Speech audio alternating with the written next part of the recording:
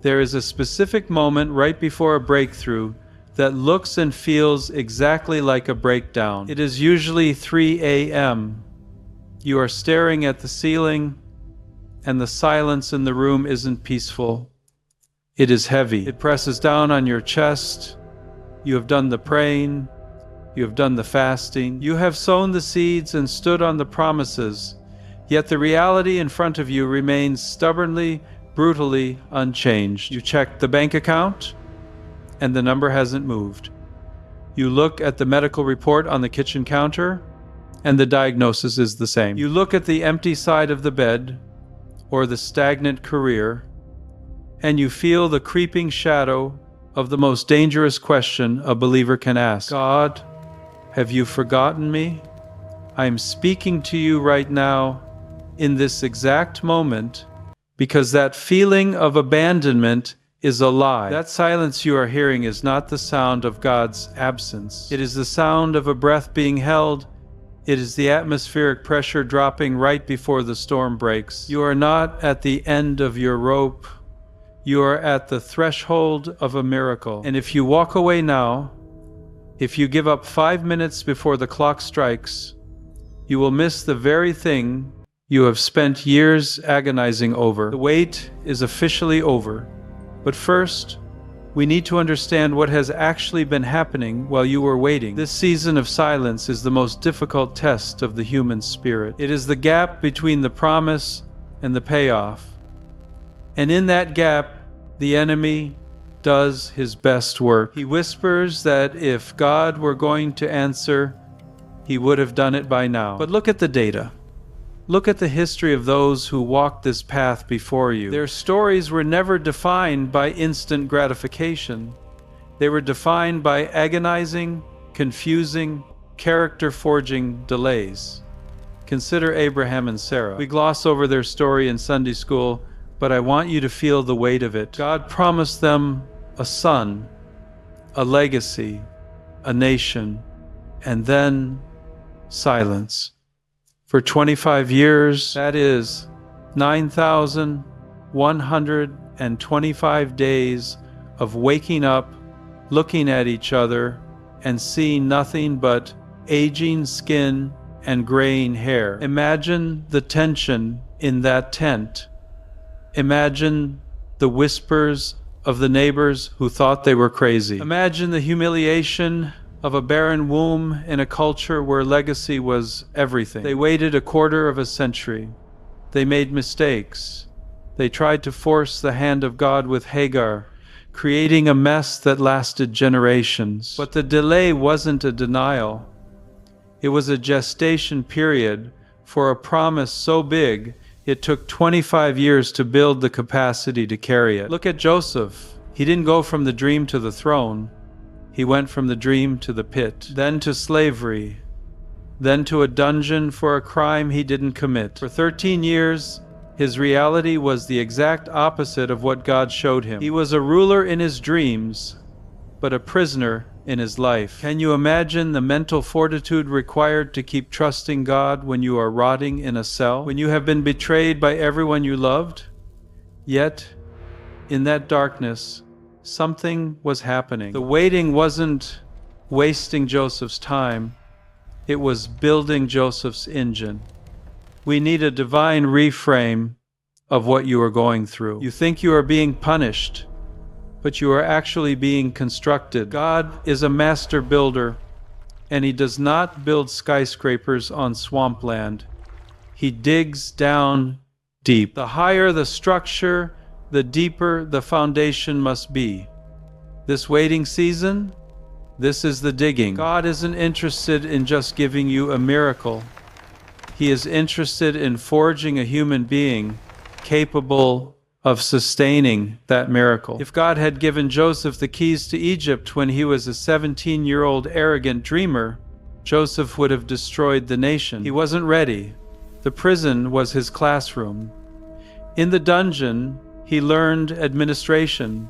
He learned humility. He learned how to manage resources when there was barely enough to survive. God was preparing the man for the position before he gave the position to the man. If you received the $1 million business today, Would you have the systems to manage it? If your marriage was restored this morning, have you truly learned the forgiveness necessary to keep it? The delay is the training ground.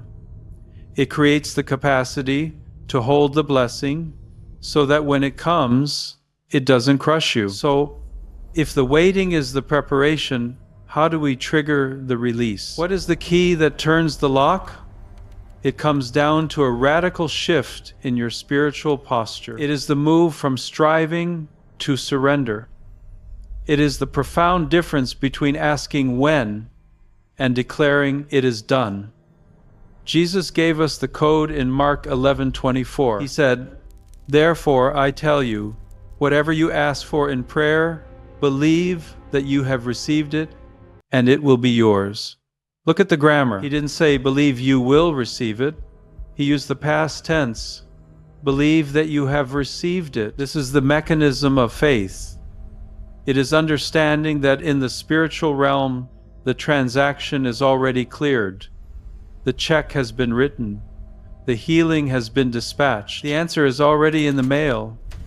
And the only thing stopping the delivery is your refusal to check the mailbox. As long as you are begging God, your hands are clenched in anxiety. You cannot receive a gift with a clenched fist. You have to open your hand. This requires 3 distinct shifts in your psychology. First, you must shift your belief from God's ability to God's willingness. You know He can heal, but you doubt He will heal you. You must take the general promise and make it a personal contract. Second, you must shift your language. The language of waiting sounds like complaining. It sounds like, "I'm still sick," or "I'm so broke." The language of receiving sounds like victory. It speaks of things that are not as if they were. "By His stripes, I am healed. My God supplies all my needs." You aren't denying the reality of the problem. You are denying the problem's right to define your future. Third, you shift your expectation. You move from anxiety to thanksgiving. Thanksgiving is the highest form of faith because it thanks God for the dinner before the food is even on the table. It confuses the enemy. When you praise God in the hallway, the door opens. Let's apply this right now. Not in theory, but in the gritty details of your life. For those of you suffocating under financial pressure, you have been counting pennies and staring at the ceiling, wondering how to make ends meet. Stop begging for money and start thanking God for provision. The transaction is done. Philippians 4:19 is not a suggestion. It is a law. My God will meet all your needs. Shift your posture. Break the poverty mindset that says you will always struggle. Declare that you are a conduit of resources. The funds are moving. The opportunities are unlocking. For those battling sickness, stop identifying as the patient. The medical report is a fact, but it is not the truth. The truth is Isaiah 53:5. By His wounds we are healed. That is past tense.